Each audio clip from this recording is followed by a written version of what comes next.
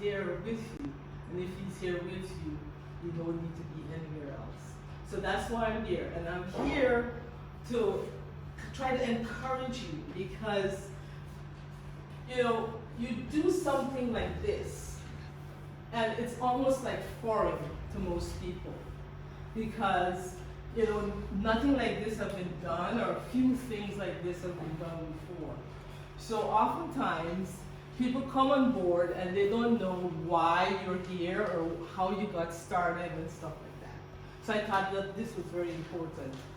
Now, the behavioral standards for the International Health and Development Network is very, very crucial.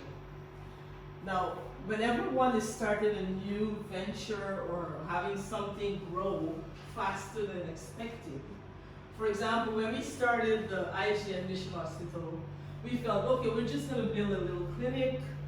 We came to this place, there was no light, no water, no nothing.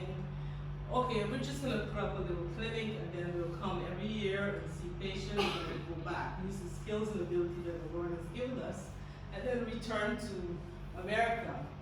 But, you know, God had a different plan. God literally whispered in their ears that he loves you more than anything. And so, in order for me and my husband to be obedient, we have to love you too. And we have to find ways of creating opportunities for you to be able to have access to the very things that the whole world wants to do. And that is to have access to quality health care, have access to a place where you can work and take care of your people and not have to depend necessarily on someone else coming from somewhere to do it. IHDN Mission Hospital is your hospital. It is because of the Lord's love for you that he has sent us. And we have brought over 500 people here, not necessarily because we wanted to, but because that's how the Lord has allowed us to continue the work of IHDN. And so when they come here, they expect certain standards, to meet certain standards. And if we, the people who are inviting them into our home to do this work or to show them what we've done or to showcase what we've done, if we're not doing a good job, then who gets blamed? The leaders, the leadership, you know, obviously we're not doing a good job because the people here are not, you know, coming to standard. But we know that you are wonderful people. We know you're some of the most hardworking people. We know that you are able to do things that many people in the world cannot do. I gave a presentation on resilience just recently back in the United States. And I couldn't help but show by pictures what you people are capable of doing. I showed how the poor lady is carrying these peanuts on her head and is walking for hours. Why? She has a family to take care of. She has nowhere. She has no government handout. She has no one else to depend on but her God-given arms, head, legs, and everything. And you do not see that in many countries. I want you to don't forget after I leave here today how important you are, how hardworking you are, how resilient you are. And I want you to think about that every day when you cross that road and you come into the IHDN property and say, this is mine. I can take care of it. I can build this for the future of my generation, for my children and their children, and so on and so on. And if you have that mindset, you can do lots of great things. And so I'm sorry that I'm saying this. I did not plan to say this. I'm so sorry. But maybe it's the Lord, but bear with me. We're gonna get through this. My plan, here's my plan.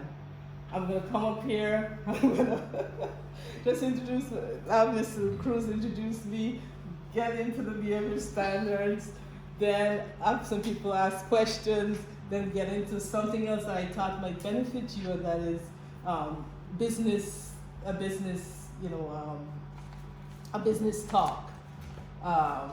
What is it called? Business ethics 101. And then let you ask questions. I have no idea I needed to say this to you, so please forgive me if anyway, so let's get into the behavioral standards of International Health and Development Network. No, these are not my standards. This is your Ghana Health Department standards. And I'm just here to bring it to you so that you can look at it, you can imbibe it, and then just think about what they're saying, okay? All right, let's do it together. So, the behavioral standards that of IHDN, our mission, let's look at our mission. Our mission is to provide the best comprehensive quality health care to the people and communities we serve. Now remember, your mission is always far beyond what you can imagine. And right now, as you sit here, you probably think, oh, this will never happen, but it could happen, okay? The next is our core values, or our vision. Our vision is to be the leader for excellent health care in Ghana and West African sub-region. You know, every great organization or business has to cast visions.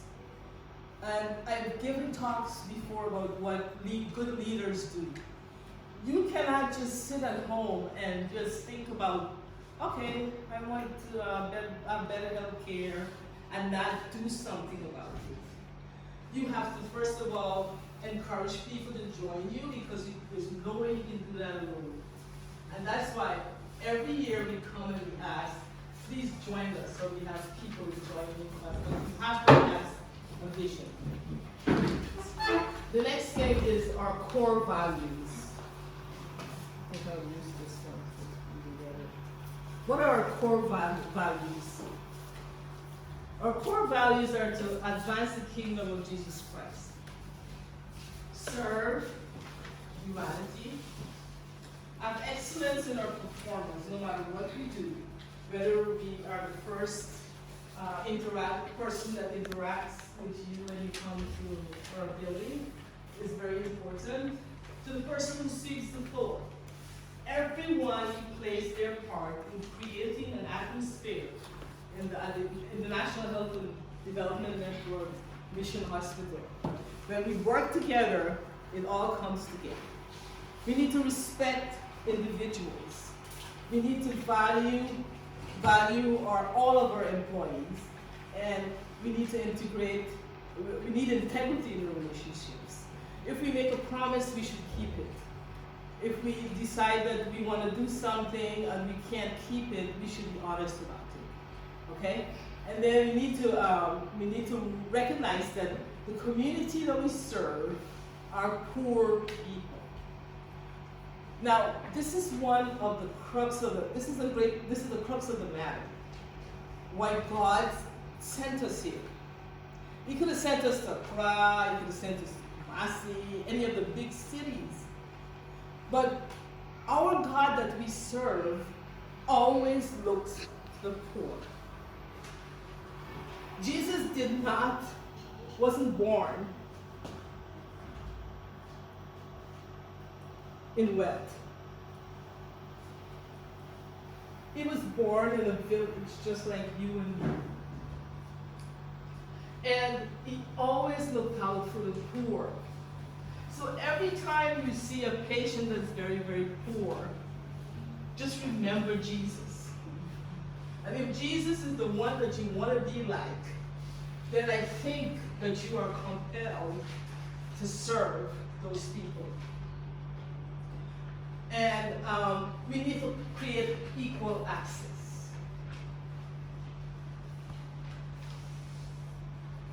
Now, this is a picture of what it looks like. We always need to put the patients and our community first. We need to create a safe environment for them to come to. We need to look at the clinical efficiency, or how we do business here as clinicians, as guards, as whatever. We need to take stock of how we do it and really take it to heart, because it's an important job. And then we need to provide quality service. This should be your mantra, because this is ours. In God we trust, so help us God. That's our code of ethic. Every time you feel like you can't do it anymore, that's what happens to us all the time. When we come here, we get discouraged. Our expectations have not been met. We feel like, oh, it's just one step forward, 3 steps backward. What do? You get on your knees and you trust God. Now I won't go through these step by step, but you must be encouraged in some sort of way you must not see this place as a place for you to do your personal business or to make some kind of extra money or whatever. These are some of the standards, I guess, that were implemented because people were doing this in other places. Staff must always be dressed in the prescribed attire. You must not collect money from clients or relatives with the intent to assist them. You are to come here and serve and be paid accordingly, whatever that is. So that's part of the guidelines. And the guidelines are very long. Here are some more guidelines.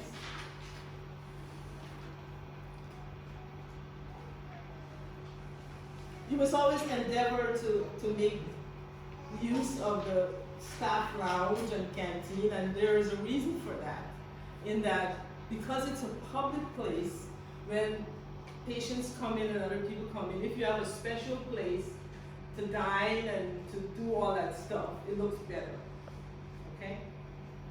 Any member of staff who contravene the above guidelines and behavior standards do so at their own peril. I don't know what kinds of rules and regulations you have concerning that, but we can talk about that later.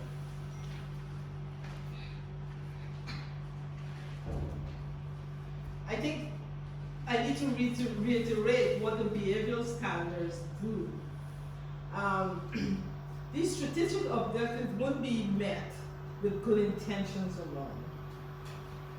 They will be achieved with effort, and the efforts of each and every employer, each and every one of you, need to be brought to the table. The needs are always going to be there. The bigger you get, the larger you get, the more patients you see, the more people you have to deal with, the more problems you will have. And so you have to continue to press on. And that's why the behavioral standards were developed to maintain a sharp, clear focus on what we are, why we are here. And it's to provide the best comprehensive quality health care to the people and the communities we serve. And we do this by living these standards day by day by day. Sometimes I give talks about how people become perfect in sports. Most people become perfect in sports because they do the activity over and over and over again the right way until they perfect it. And so if you have in your mind that these are the standards and these are the things that I need to do as an employee of IHDN, after a while it becomes like second nature. And even when you leave here and you see things are not done the way that it's supposed to be done, you become a leader because you want to step up to the plate and say, no, this is not the right way.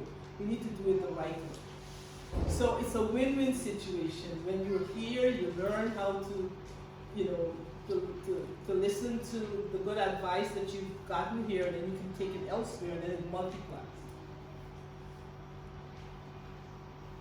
Our attitudes and beliefs make a difference.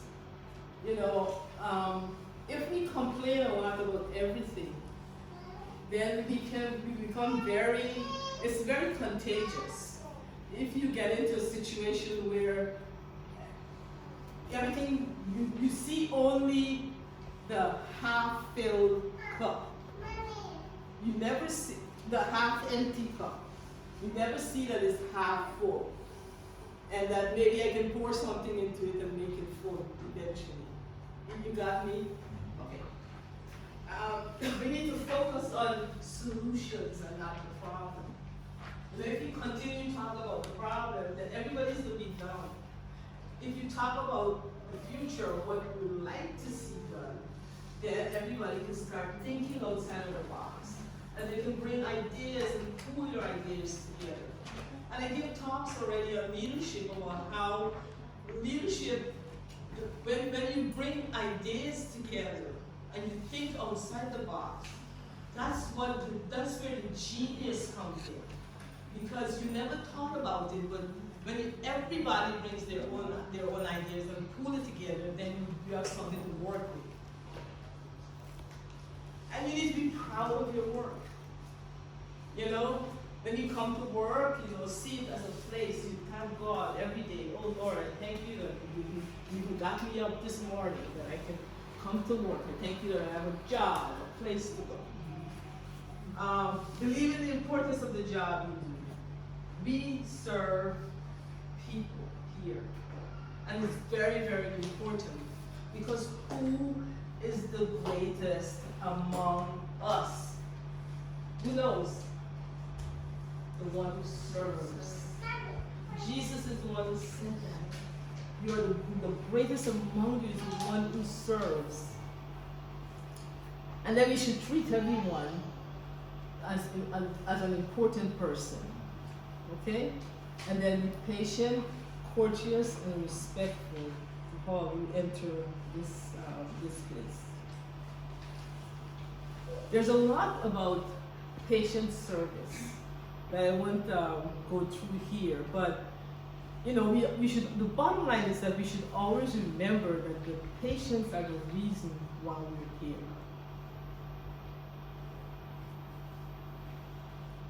We should always be aware of what's going on around us. Okay?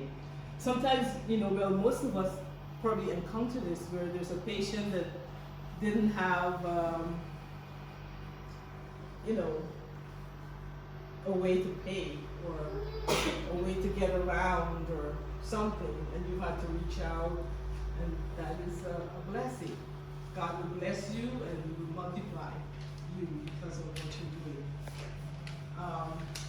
Because we're a Christian organization, you know, we never want you to be using foul language as patients or at each other. So that's part of it, courtesy and respect.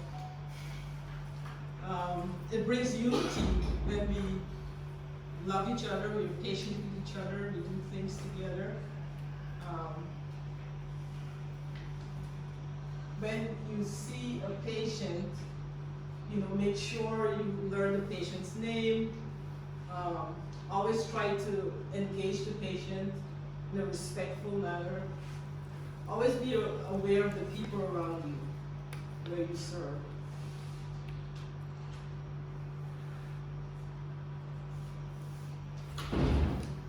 When you're encountering a patient, you know, always take the time to explain who you are, what you do here, what you're planning to do with the patient, you know, so the patient that you are on the same, you know, wavelength, so that, you know, the patient doesn't feel like he or she's being, you know, taken advantage of or so on. Always try to put yourself in the patient's position and make the patient feel comfortable. So let the customer know of anticipated delays. in our culture, a lot of times we're late, and for good reason. You know, we may have transportation problems, or we may not be able to, we were tied up doing something else or so on. You know, just try to make the patient feel comfortable. You know, once you get there, you explain your situation, or before you get there, you call someone and tell them I can't make it. All those things create an atmosphere where everyone knows what's going on, and so they can feel comfortable and they can relax knowing that you will be here, or, you know, things will be okay.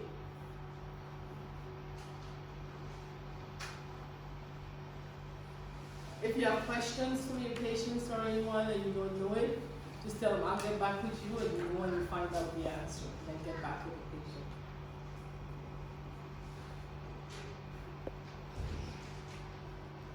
And it's important also to thank the patient, when the patient waited patiently or so on. Just thank them for waiting and for understanding. Always try to have a positive body language when you encounter the patients, because that reflects a lot on the patient, because most patients come and they're very sick or they're very ill, and if you treat them nicely or you smile, or, you know, that might make their day, you know. The first time someone is smiling, nowadays we can't even smile anyway. But we can see it in the eyes, you know. Or make them feel comfortable because they're already sick. So, you know, make things more pleasant for them. Whenever you're entering the, you know, most patients are not necessarily behind closed doors, but, you know, just knock or let them know that you're coming, so they can, you know, be comfortable with your presence. That way you respect their privacy. Always hold yourself accountable for your work. You know, at the end of the day, you look back and you say, well, what have I done today? Did I do my best? If you didn't, then you make a little note and say, tomorrow I'll do better in this area, or I didn't understand certain things. You go and read up about it. Now the internet has everything. You know, you can go and read up on how should I have done treating that patient differently or better. You read up and you find out how you could do the next day.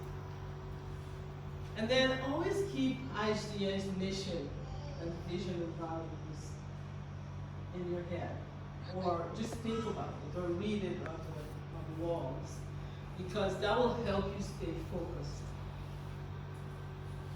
And then try to resolve conflicts and differences in private and in a professional life. Talks about your professional conduct, what part of that is.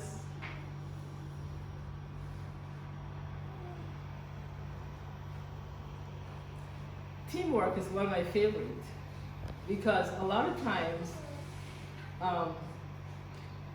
when you're in a situation like you are at the IHDN Mission Hospital, the work is always, always, always too much. But one of the things that I've learned over the years is that if you have a team working on something together, it makes the work lighter. And number two, you get more done. It's like if I were to give you something and you are there trying to work on it, plus, you know, trying to keep track of it, but you divide the work into pieces. You know? Oh, I need help.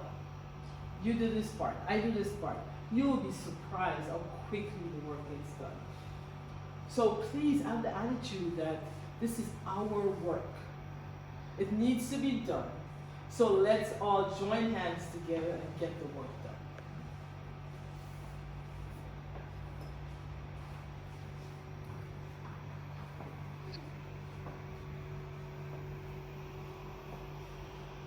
You should also try to, you know, when you do something for the first time, try to keep track of how long it took you to get it done. And then set a goal. Okay, It took me 3 days to get this done. But maybe I'll try and cut it in half. Maybe I'll do it a day and a half. And then you'll be surprised how maybe that very thing, it will just take you a few minutes to do because you would have figured out a faster and a better way to do it.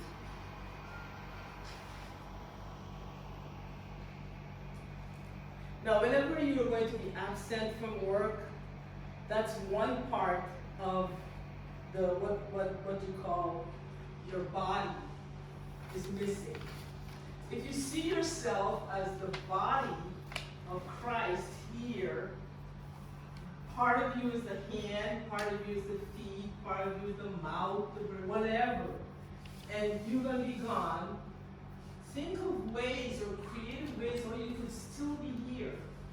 Maybe if you need to submit something ahead of time, you know you're going to be gone on vacation, send that information via WhatsApp or via email, or call the person the night before and let them know, I'll be gone, but here's what I was planning to do. And then the person could do whatever you were doing, may not do it the perfect way, but at least something could be done. And so the work does not get shifted, or don't have the attitude that that's not my job. I don't need to do it. No, it's our job. We all need to do the work.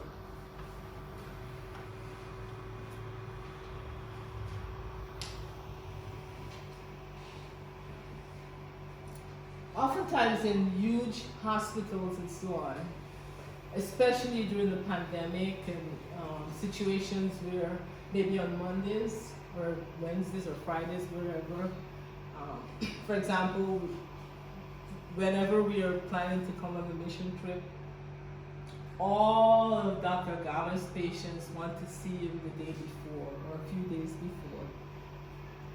And the reason is that because he's an oncologist, and patients need to be treated on time, they fear, one is they are afraid that it will come to Ghana and never come back. There's a lot of fear about Africa.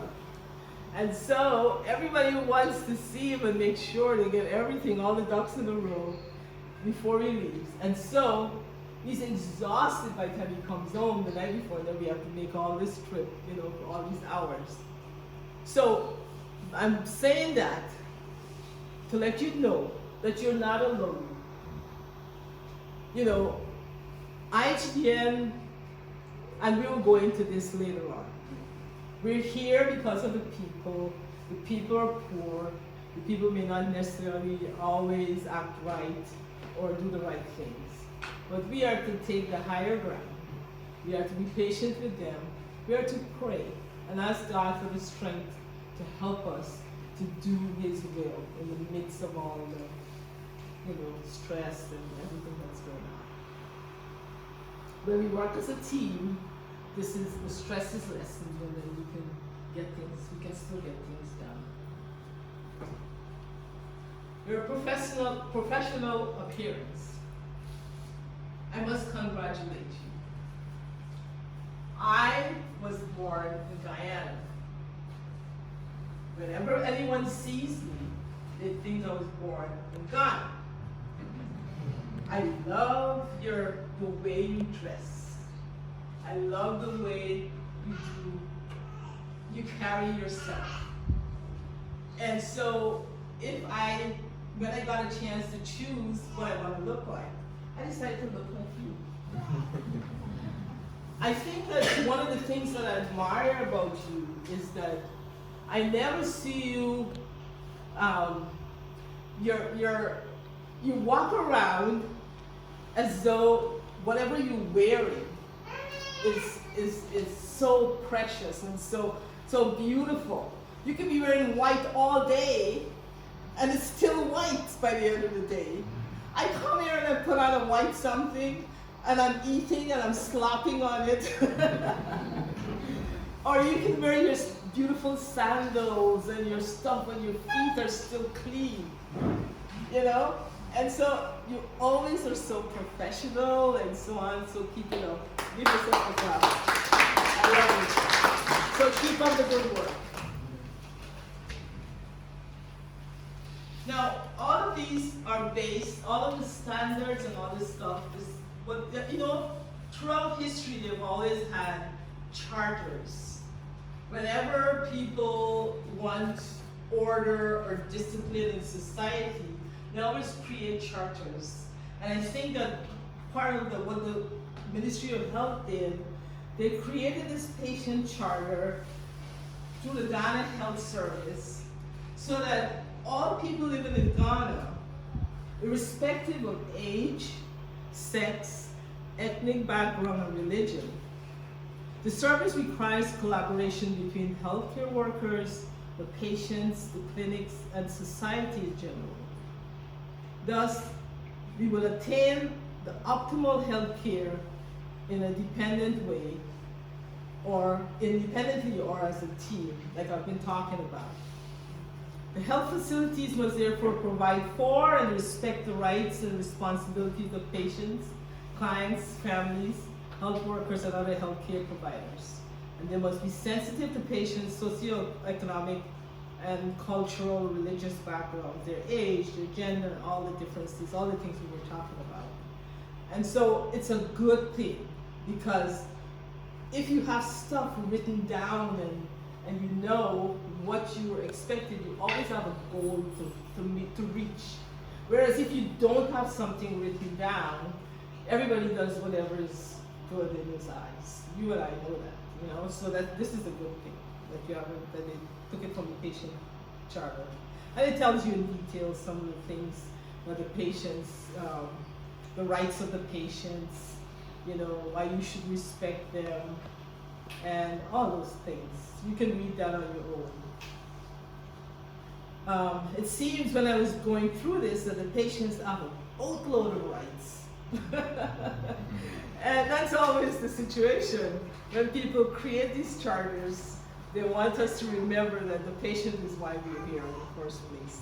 So you can read those and really digest them. They have many, many rights. I know that a lot of, when patients are in research, they constantly in America, patients want to be on the research so that they can find and discover new medicines and new treatments and stuff like that. And they're explaining to you that at any point, even if a patient agrees to be part of on the research, the patient could say, no, I don't want to, I'm afraid, or I thought about it, and so on, and the patient's rights. This covers this a lot. They talk about disputes and conflict resolution. They talk about letting the patient know how much the hospital charges for certain things, and how payment should be received, and all that kind of stuff.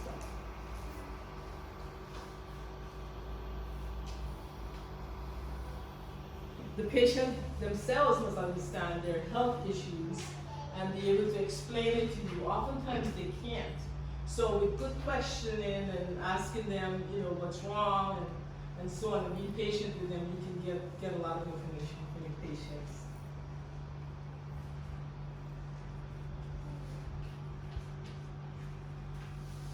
And once you acquire the necessary information, you have to be able to manage the patient. And oftentimes you discover that the patient does not have money to pay, then you need to be aware of what the protocols are in here, the policies are in terms of what you do if a patient cannot pay. You know, what does the department decide, or how do you go about that? You need to know those things.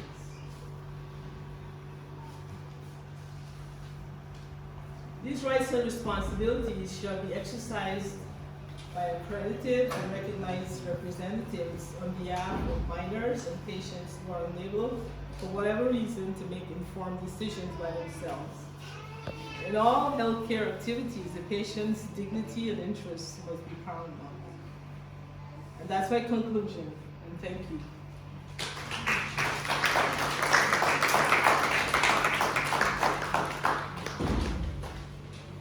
So we're open for discussions.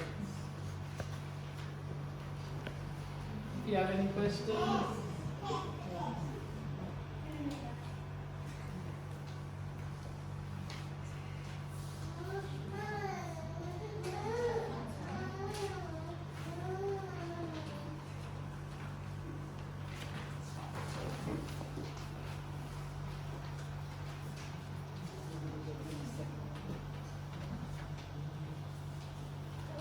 If there are no questions, I'd like to talk about the next one, which is Business Ethics 101.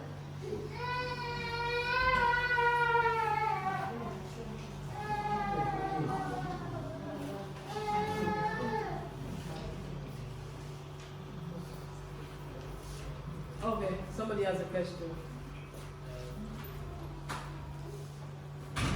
No, like as much as we try to be kind to patients, do our best for the patient. Sometimes we meet some difficulties. One of the difficulties is to meet a very difficult patient. Patients who don't have a lot of manners. And sometimes you walk around the room and you find that the patients talking to nurses by heart and so on. And there was one I witnessed that this patient thought he was one of those who instituted this hospital. And so he has special rights in this hospital. But he was one of those who cleared the land for the hospital to be built. He was one of those who was present when the hospital was going to be opened and so on and so forth.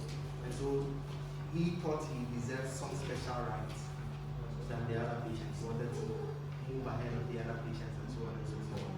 And he was even using words of insult and cursing the nurse that was taking care. And in all this, the nurse was trying so hard to maintain, good output and so on. So what do we do when we come across such patients? Because we get them a lot.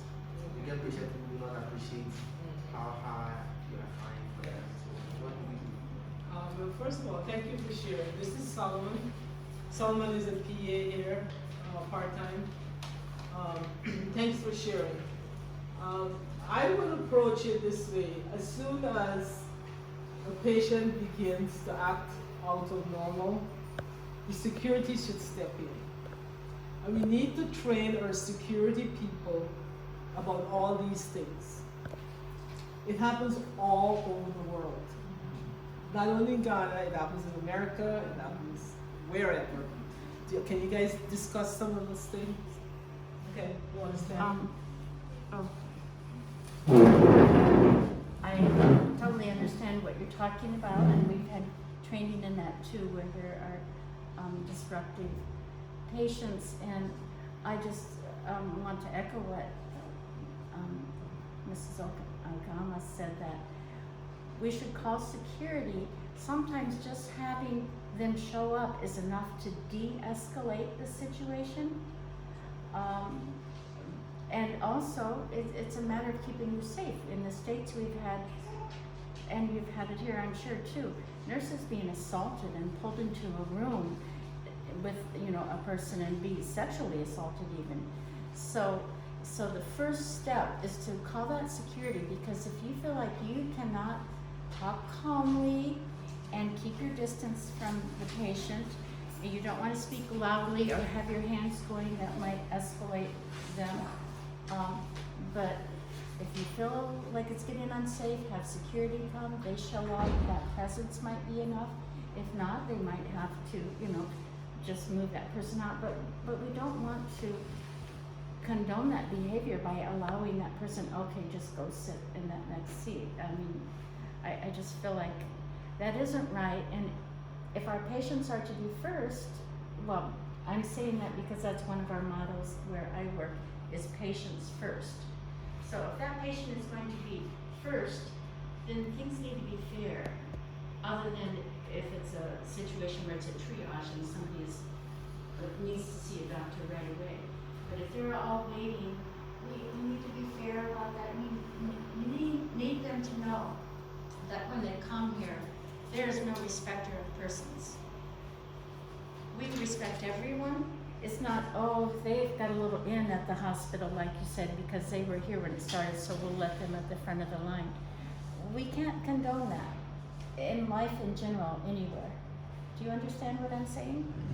So I'm thinking that presence of security is good to help you out, and then maybe remove that person from the scene and go on with the other patients that are willing to wait, to want to be seen and treat each other fairly.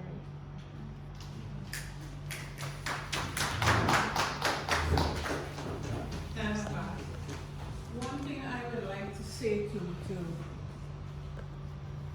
back up what Pat has said, sometimes the situation might have been a junior nurse and someone who has not had experience. If you can get onto your supervisor before you go and call security, because sometimes if you get the supervisor, the person might, and you know, patients know when you are scared and they know when you are junior. They look at you, they can assess. Don't let us underestimate the intelligence of the patients. They may behave erratic and things like that. But if you're a junior nurse and you don't know the procedure, what you do, ask your supervisor to come and take the situation, and that supervisor will be able to handle call the security and speak to him in a more positive way, and that security will be able to usher the patient out, or sometimes the situation may be calmed down. It may be calmed down. And then it's the spirit that you, the nurse, or you, the person who looking after the patient, the spirit that you generate too. Sometimes you may come with the attitude in the morning to work or something, and they know that attitude, they feel that attitude. So try to calm down, and as this is a Christian institution, pray over every situation. When you come to work, especially girls at the front desk, because we dealt with them a lot. When you come together, you give us 5 minutes. Ask God, Lord, please make our day pleasant and make us calm and give us that peace. And a lot of things help, you know, so we have to look at ourselves too, how we behave. Thank you very much. This is Ms. Joan, and she is also a transplant from Guyana, where I'm from. I'm all the way from Guyana. Okay. All right, well, let's switch gears a little bit and just do some fun. I know most of you think about business. Now, business ethics did not just, well, it's a new thing compared to other ways of dealing with work environments. You know, throughout our history, we always have to find ways of keeping things in order or bring some kind of regulation into situations. We need to be able to manage people and resources very well. And so if you read the history about all these things, you will find that going back, there was something called utilitarian decision making. And they focus mostly on what will result in the greatest good for the largest number of people. So they didn't make decisions just to suit one person. They always think about, okay, this decision has to reach thousands of millions of people. Then they also thought about the ethical decisions, how to maximize the positive consequences and or minimize the negative consequences. If we make this decision, how is it going to affect the largest number of people in a positive way versus a negative way? The end justifies the means. We all hear about that, right? But you want to find a solution that benefits the greatest number of people. We live in a tough world, and it's always been like that for years. Sometimes to get what we want or need, we have to use certain methods. And sometimes these methods that we use, everyone in the room may not agree with it. But somehow you need to find a way to meet the majority needs. Now, even in the Bible, you know, when we read the Bible, we see situations where some of the disciples believed a certain way and they felt like, for example, I put here, I won't read this today, but when you go and read Mark 2, 23, 28, about David and the showbread in the temple, there were, you know, religious beliefs that you shouldn't eat the temple, the stuff that is being there for the temple, but the guys were hungry, so they ate the food, you know. And so in life too, this happens sometimes, and how do you deal with that? We all would agree that if you're starving, and you know that you're starving, even the bread is over there, for some other reason, the person might try to steal that bread and eat to stay alive. And I don't think that any of us in this room would give the guy a hard time because he's hungry. You know, he's gonna die if he doesn't eat. So, then there were kind of things like situationism. You know, like it all depends on the circumstances, you know? It always depends on the extent of the infraction, the harm done, and the outcomes. There is usually no hard and fast rules that can be applied in this situation. So you look at life from a situation perspective. And then there's a subjectivism where morality was based on personal values derived from conscience, reason, and intuition. So the truth is in the eye of the seeker. Sometimes this is referred to as the first person ethic. You know, I would make decisions based on what I think. I don't necessarily care what you think. So I base my decisions on that. The morality of the decision is dictated by the context in which it is made. Like, for example, this is a tough one because in certain situations it's allowed by law, and for some people there is a never.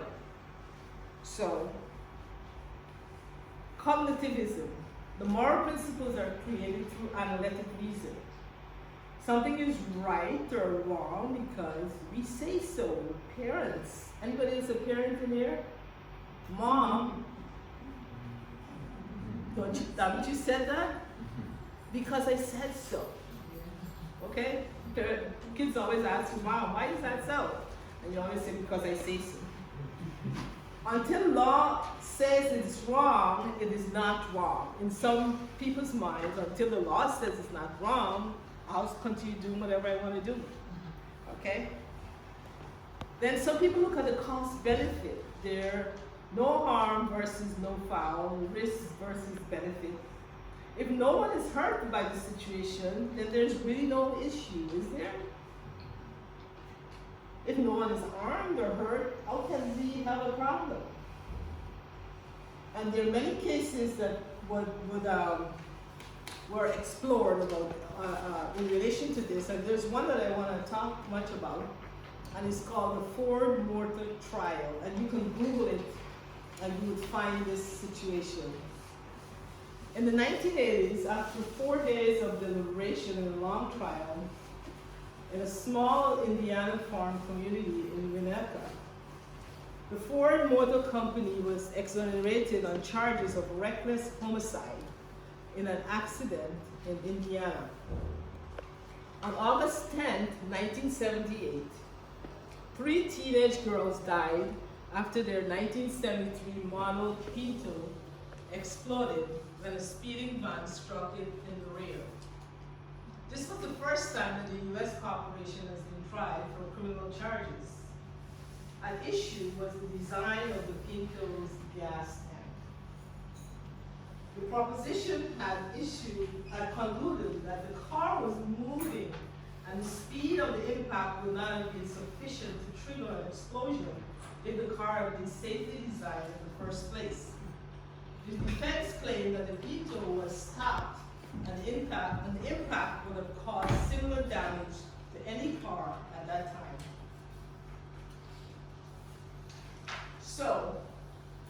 they met and they had this trial, and there is what it looked like. The issue was, should a risk or benefit analysis be used in this situation where the defect in design or manufacturing could lead to death or seriously bodily harm, such as in the Ford Pinto situation. The rule there was that there are arguments both for and against such an analysis. It is an economically efficient method which has been accepted by courts for numerous years. However, juries may not always agree, so companies should take this into account. And that's the website where you could read about it later. Although the Ford had access to a new design which would decrease the possibility of the Ford Pinto from exploding, the company chose not to implement the design, which would have cost just $11 per car.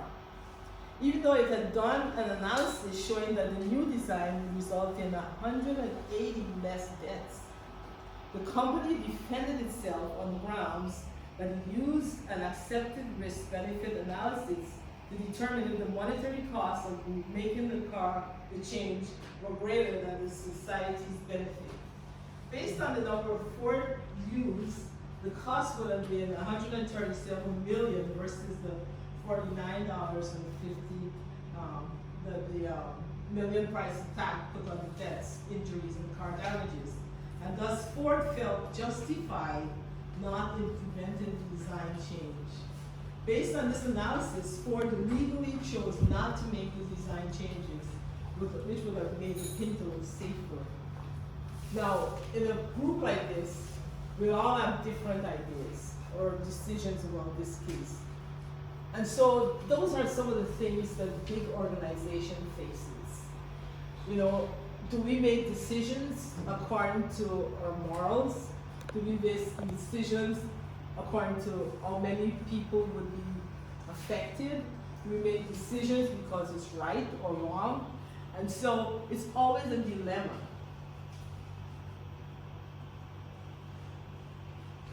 And so the risk-benefit, it was created out of all this kind of stuff.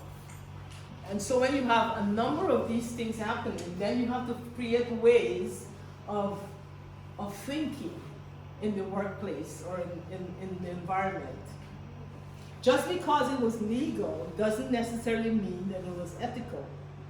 It is difficult to understand how a price can be put on saving a human life. A human life is precious. There are several reasons why a strictly economic theory should not be used, and so they had to come up with a better one. First, it seems unethical to determine that people should be allowed to die or to be seriously injured because it will cost too much to prevent it. Second, the analysis does not take into all the consequences such as negative publicity that Ford received, judgments and settlements resulted from the lawsuits. You see, some things just can't be measured in terms of dollars, and that includes our human life. Most of you will agree with that. So, however, there are arguments in favor of the risk-benefit analysis. First, it is well developed through existing case law.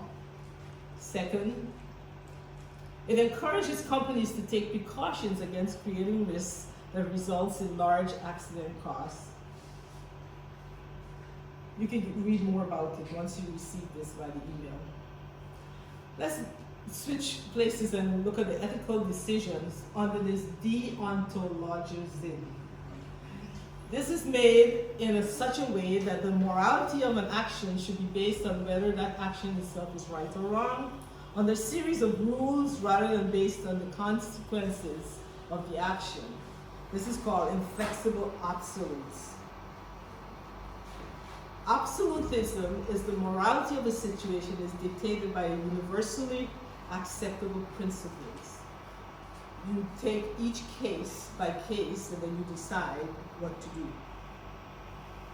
The moral rights This concerns itself with moral principles regardless of consequences. Some actions are simply right or wrong. If paying low wages is immoral, your desire to meet the competition and keep your business is not sufficient justification to pay low wages. Objectivism. Morality is based on universal values derived through public discourse and informed judgment. A community effort towards ethics. That's the consensus that they're doing. So they're getting closer to what to do for businesses and so on. Then they thought about naturalism. Moral principles are inherent in nature, that there's natural law, life, liberty, pursuit of happiness. If you read about Gandhi or Martin Luther King Jr., the civil rights movement was came out of Martin Luther King's and Gandhi's. They felt like you should never use, what is the word? Violence. You just take everything, you just, whatever people threw at you, and then just bear it until they get tired. Let's look at these two together. And sometimes you can have two different roads and you come to the same conclusion. Authoritarianism versus deontologism.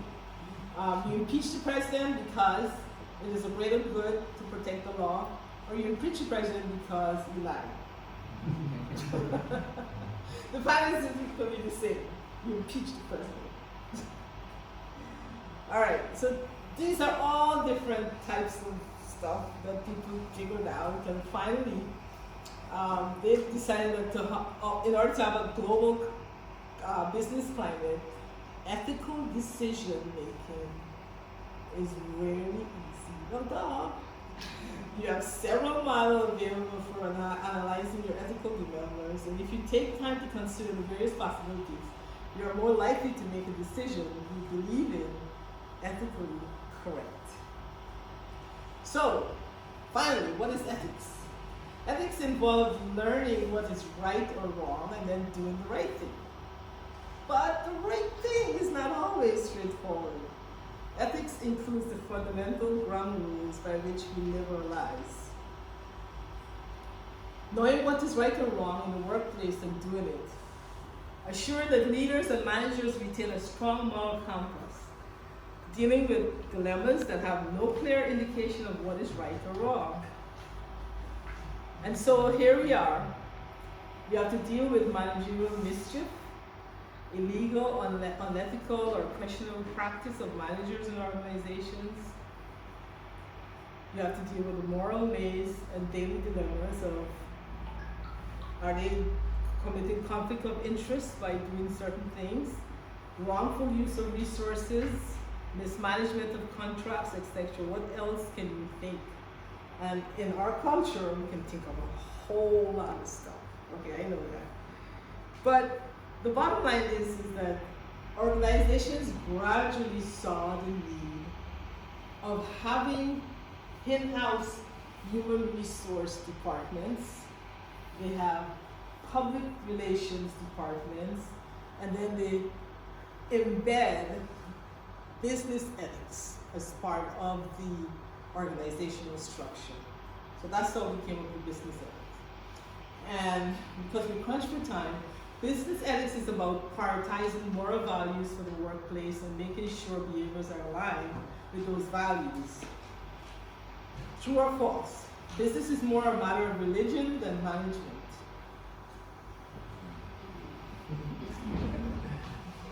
All right, here's the answer. Altering people's values is not the main aim of organizational ethics. It's managing values and conflict around those values. So you have to have something here, like the sun, and you got everything has to go around it, And true or false again, business ethics is a discipline for philosophers, academics, and theologians. No. It's not only for them. Ethics has much to do with the daily running of an organization. I too was surprised about this when I read it. And is the domain of all things. True or false? Our organization is not in trouble with the law, so we are ethical. Not necessary. Being unethical is not always against the law. Look at some of the things it can be. Withholding information, maybe on your taxes, cheating on budgets, constantly complaining about others. That's a thing, you know. And what else? What else can businesses do?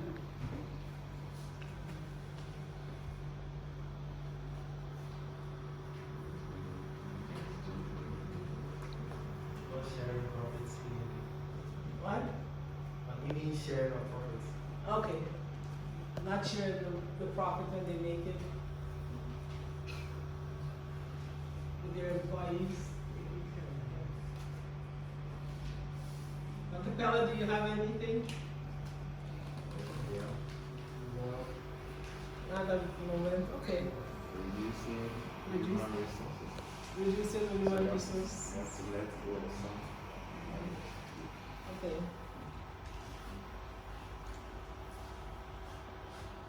No, well, that would be unethical. Because a lot of times, if you cannot pay your employees, you have to let them go because you know, your business might go under. You got it?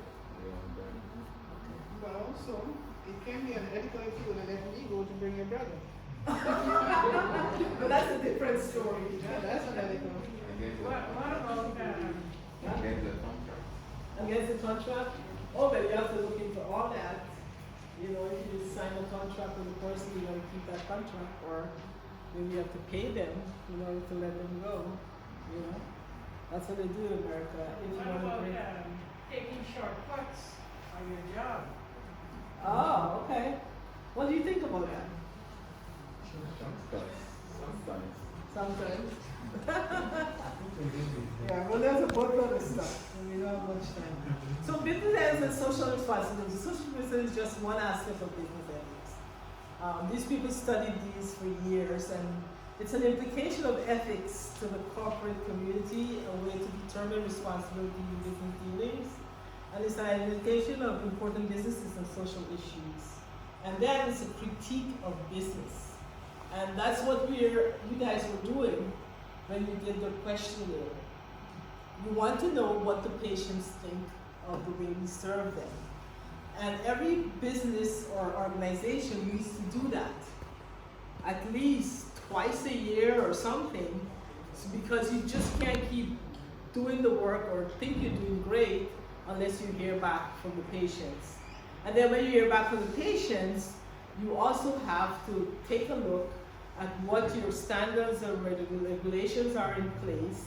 You need to change them. You need to change this. You need to tweak some stuff so that you meet the needs of your patients as well as you don't drop your standards.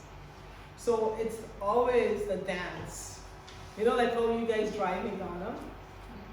You know, people always, whenever I go to America, they say, man, you see the way people drive in Ghana.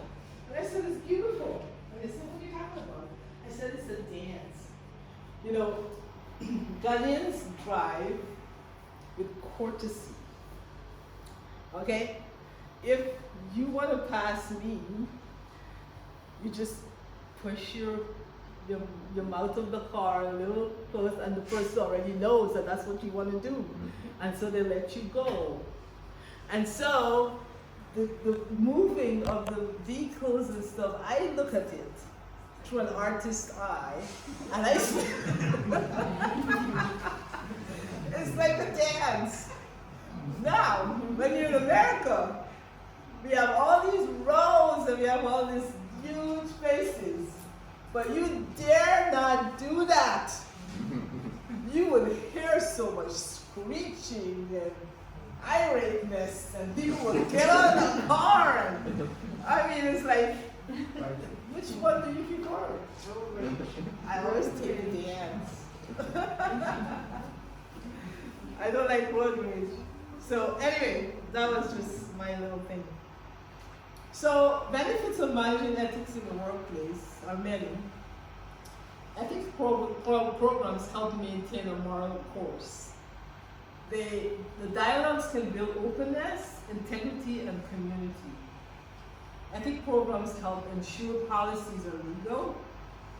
Ethics programs can detect issues and violations. Ethics programs help manage quality management, strategic planning, and diversity management. You guys will agree, right?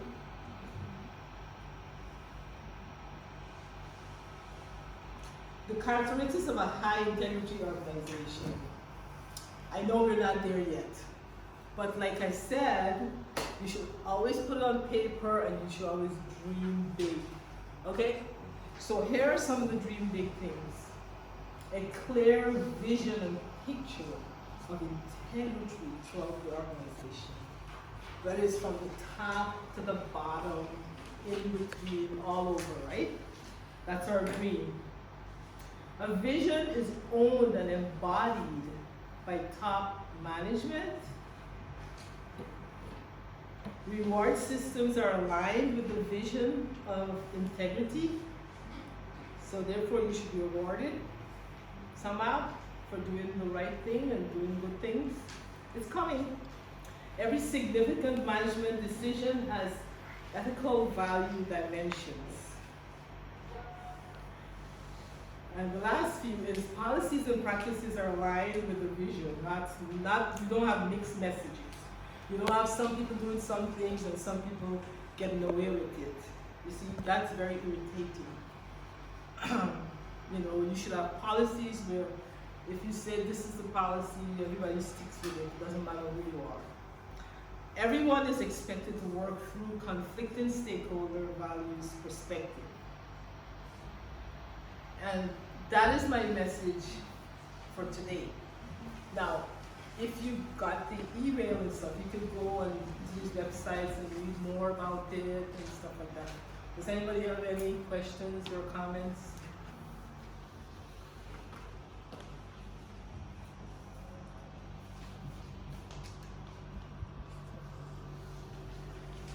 Now over here I have these names, and I'm going to call them out.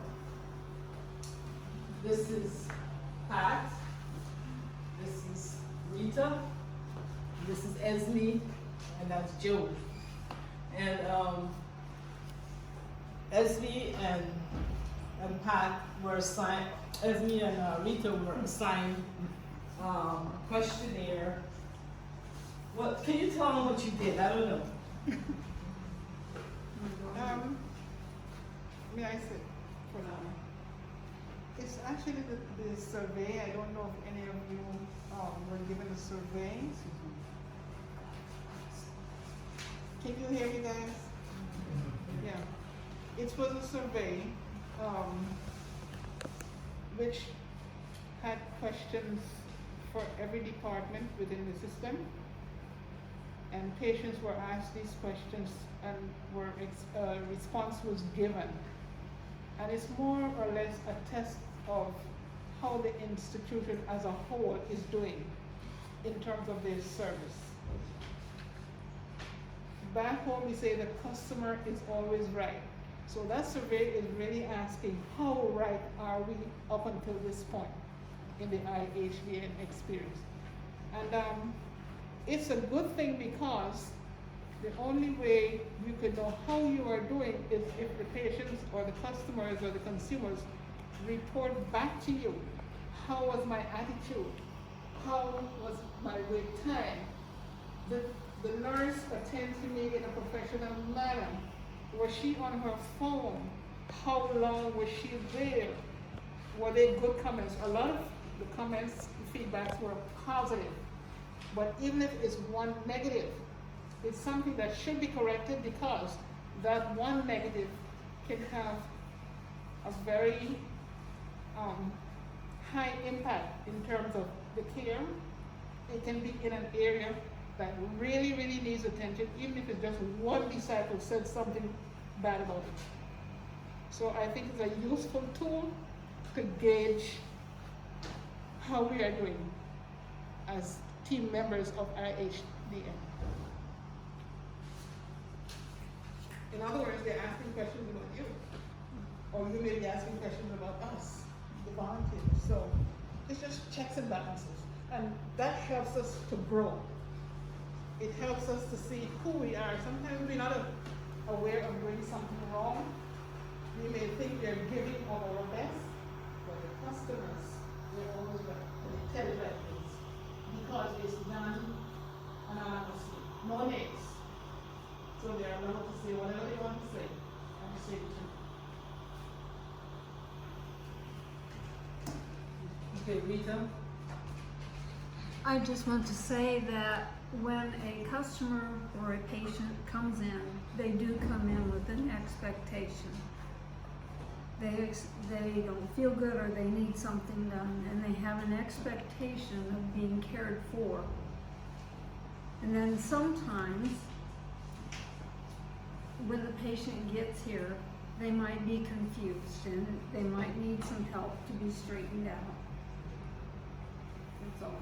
Okay, thank you. Anybody else on the panel?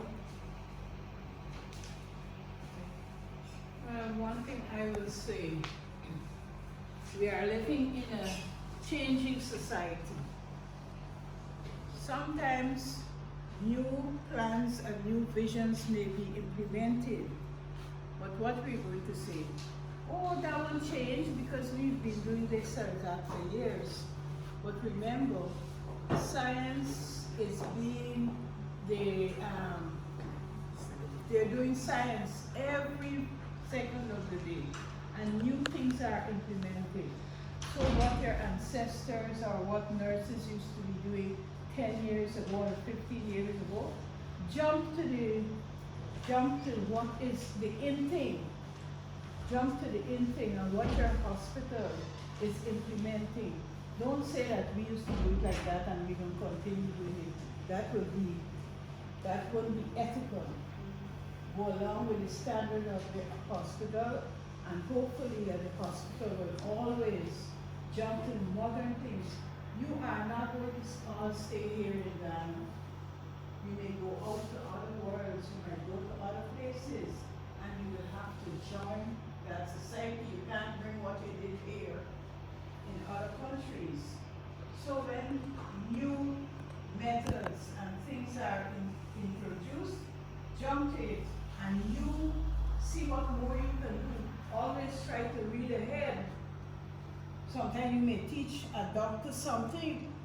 Sometimes a doctor may not know everything, but you might say, doctor, so.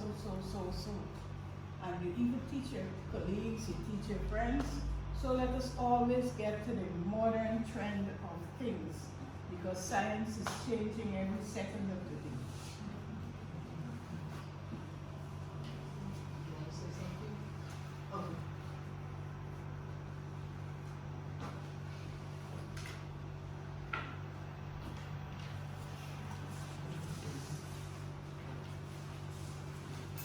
You finished?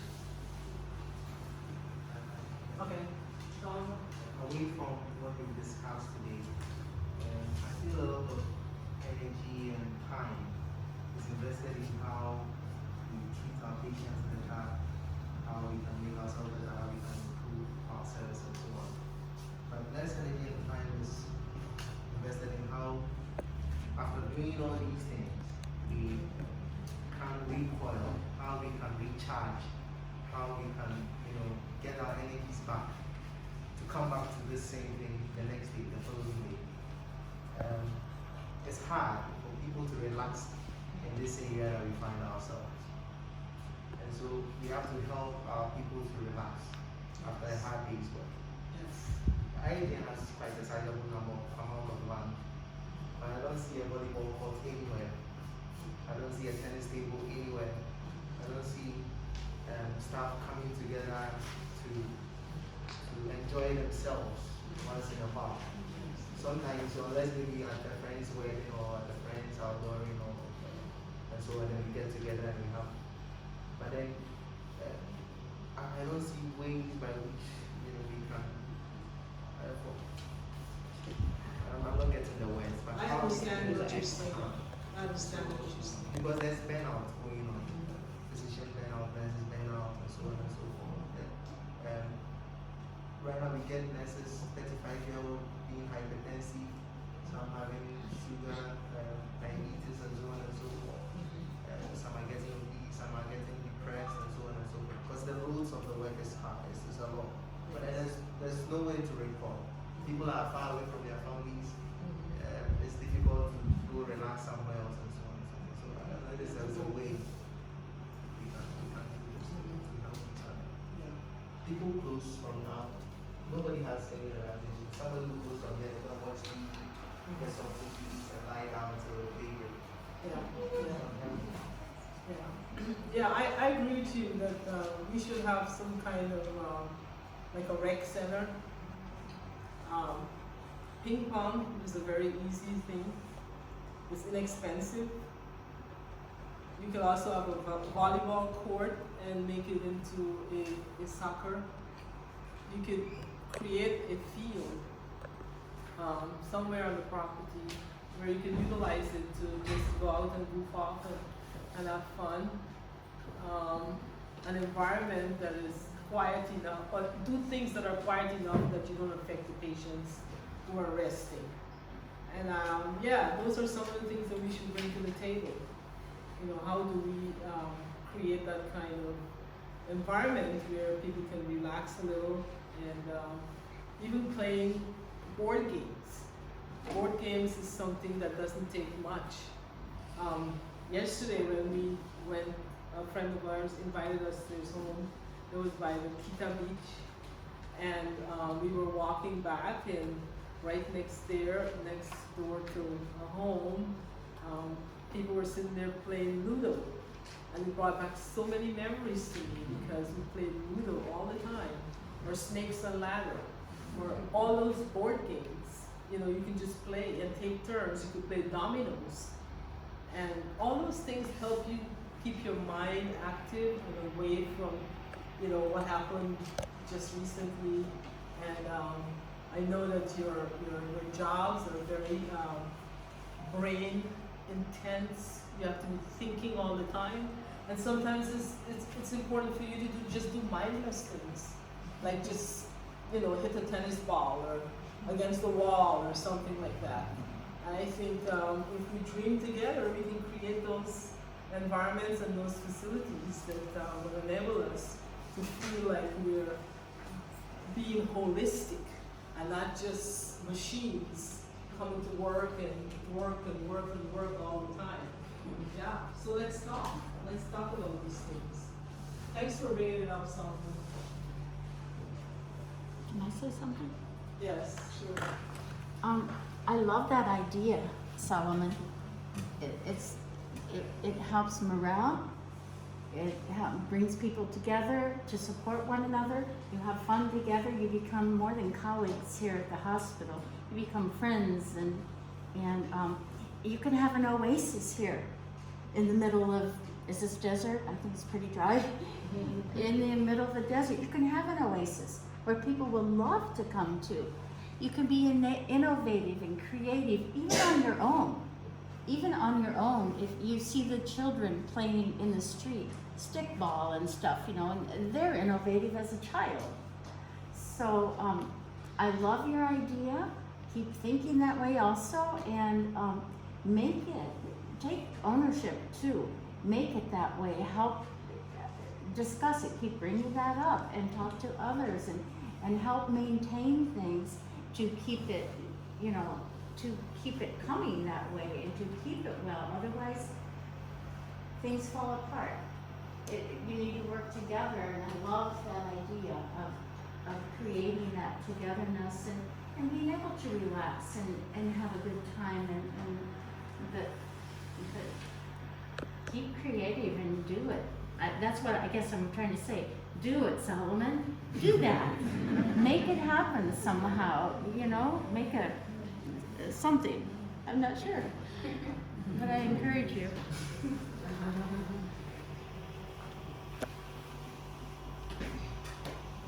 Any more comments? So, what do y'all think about this? Is this a good thing? Is it a good start for us to talk about these things? Want to show by the raise of your hand? You think these are good issues to talk about and discuss? You mean someone's idea? Hmm?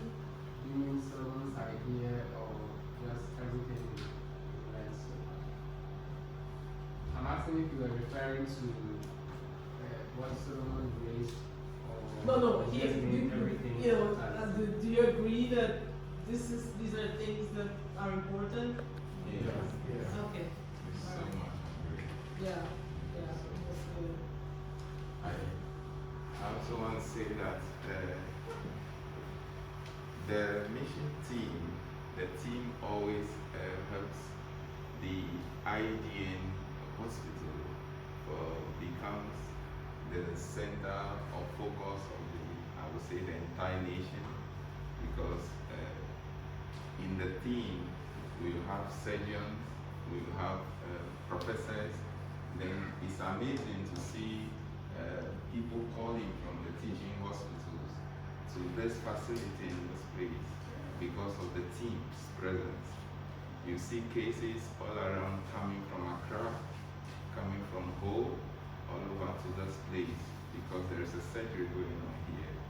And then they booked them for so long a time, but the queue is so long, and so they've heard of the team coming, and then everybody is driving on the way to this place. We do not take it lightly each time the team visits us. We know it's not, they don't visit us because there is nothing to do. We can just imagine a family calling, Mom, are you okay? When are you coming back? We want to, there is someone calling, a sister calling to ask, are you strong? Are you sure you are okay? Keep wearing your mask because we are in Ghana. We understand that it's not always out of convenience that we travel all the way from those places to this place. And then seeing people giving themselves out, some working throughout the day, some working for nothing. They are not working because they want to gain anything. It brings this thought of peace within us. If people can come all the way from their homes to spend a time with us, to give us their best without asking anything in return, how much more we, the people who they are visiting. So we very much appreciate, and we may not get time to say it. We may not get time to tell you how much we appreciate the team's presence each year, sometimes twice a year, but we very, very much appreciate. And then we want to say thank you big time, and we expect to keep doing this. We get morale, we get refuel, not necessarily from the monetary aspects. Not everything is done because of money, but seeing a smile on the face of a patient, seeing joy on the face of someone who was previously broken brings joy. A success during a surgery, a patient being scared but now encouraged, does bring joy to all of us. And so we want to say we are very much grateful for the team's presence. Thank you so much.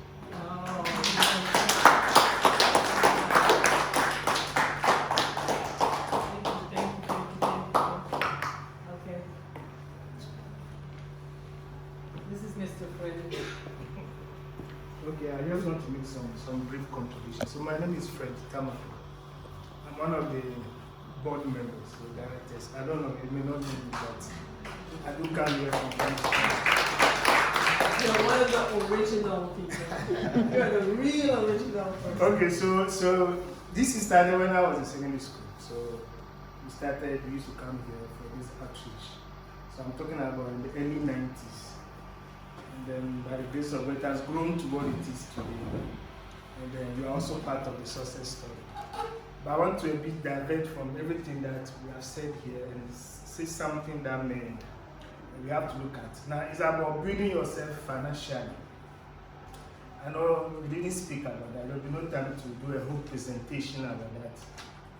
But I work in an environment whereby if you don't pay people's salary 2 days, 3 days late, it's like chaotic. As a normal working person, you should have at least 6 months of reserve. What does that mean?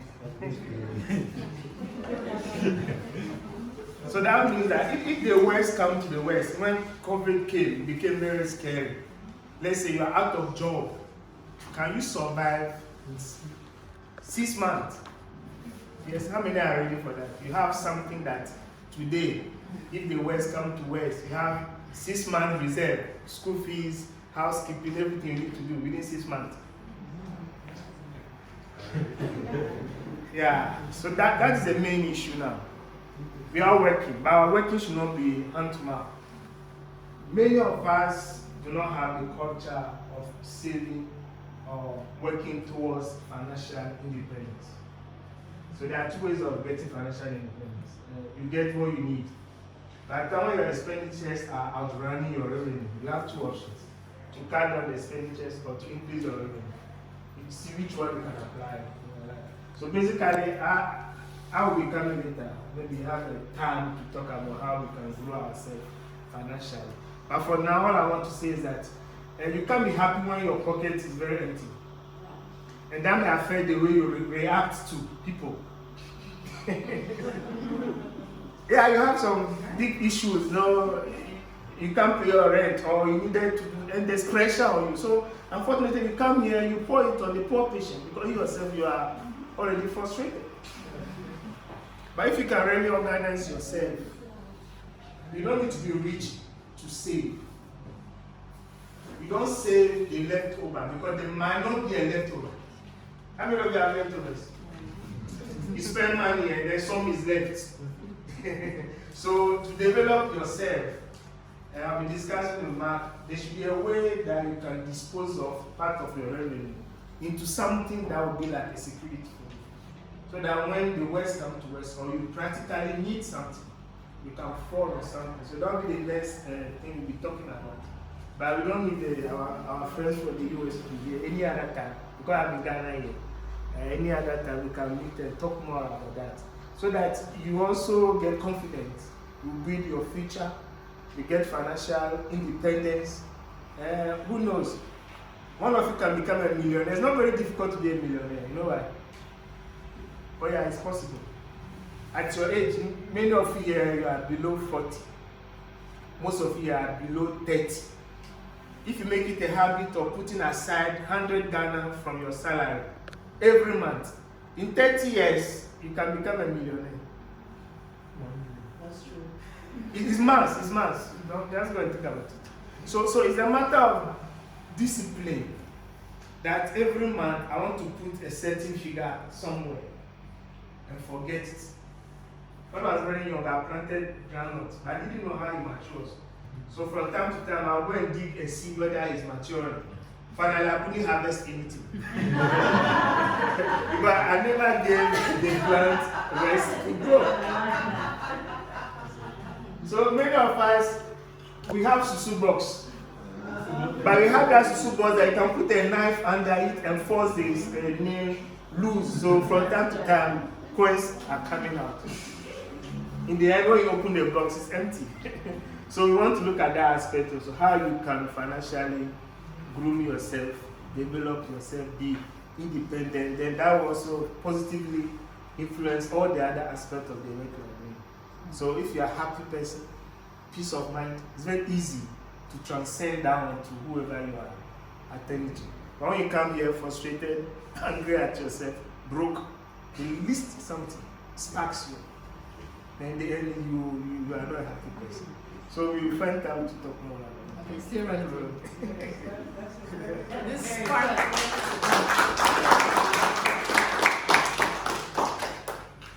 This reminds me of. I'm always trying to figure out how I can create more and more PowerPoint information for you. And 2 years ago, I created one about how to start a business and succeed.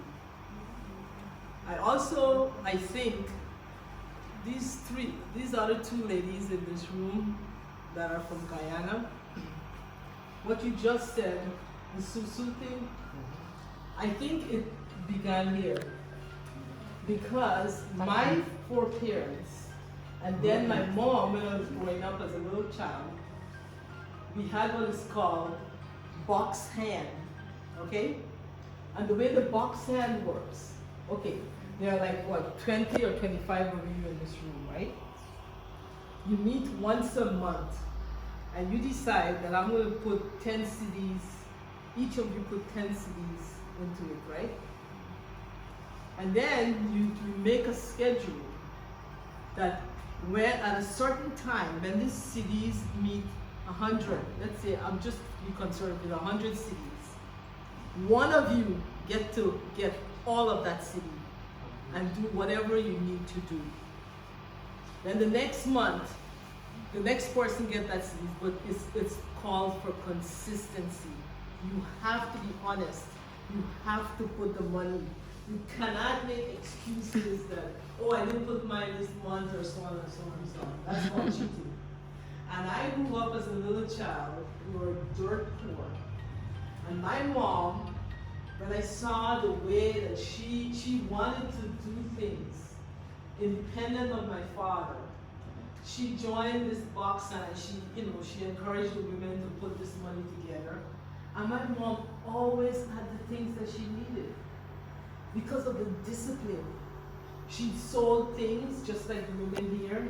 She made pastries and so on. She went and sell it every day, but she would put that money in the box hand. And I remember that as a little girl. And it resulted in her being a happier person. She didn't have to always ask my dad for money because he's always got something to do and can't give her. And she became an independent woman, and so did the other women.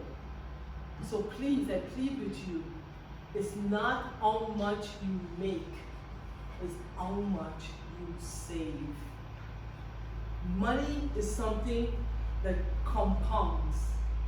The art of compounding, and I'll bring the thing next time and show you how when you put the money, it's like magical. If you don't touch it, you just forget about it. And the next thing you know is like this money is just, there, because you didn't, like he said, you went and check every day to see the seed was, germinating. And no, you don't do it. You just put that little money away and then, so I want to encourage you. Thanks so much for doing this.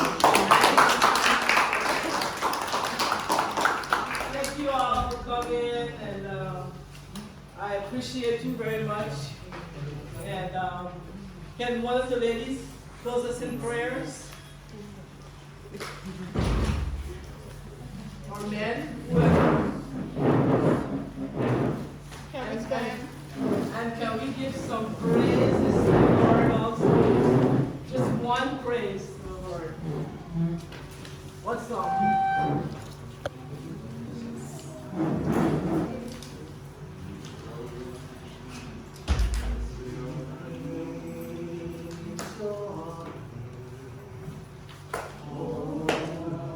We praise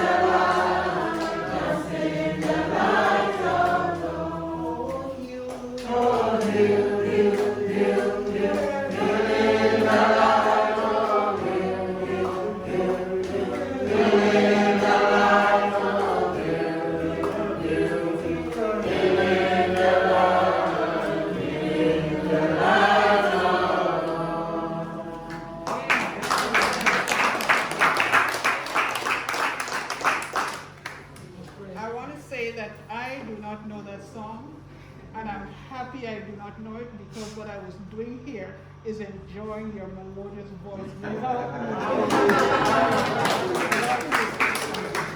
you for blessing my heart. Shall we pray? Oh, Holy Spirit, you are always in our midst. So I will not say kumbaya because you are here. Because you say where 2 or 3 are gathered, you are in the midst of us. We thank you for today. We thank you for all the victories. We thank you for the errors also so that we can find them. You have shown them to us so we can correct them. We ask, oh God, that you bless each caregiver individually and bless them collectively. Bless the work of IHDN. It is still in its childhood stages, Lord, but you have planted this hospital here to serve your people. And they are depending on you, Lord, to fix their physical well-being. But we are also asking that you also fix their spiritual well-being. Lord, we know that you desire that all should be saved. So, Father God, may the life and the experiences demonstrated before them by each of your servants in this group and others who are not here because of work constraint, that they will see Jesus. They will see who the real Jesus is based on how they were treated with kindness, with love, and mercy and grace and all that it takes to show who this Jesus is that they serve. Father God, we thank you for them because they have given sacrificially of their time.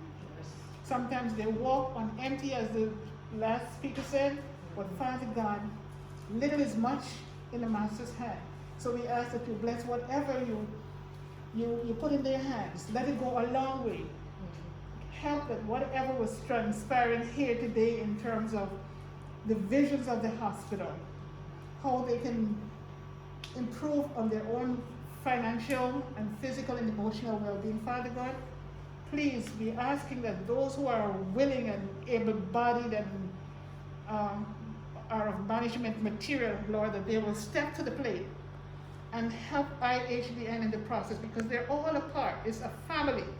So even though they're looking to IHDN as a leadership in certain areas, they too can become involved, be a part of it, become that close unit as a whole, one family, to make things happen. It cannot happen without them. It needs to happen with each person being involved.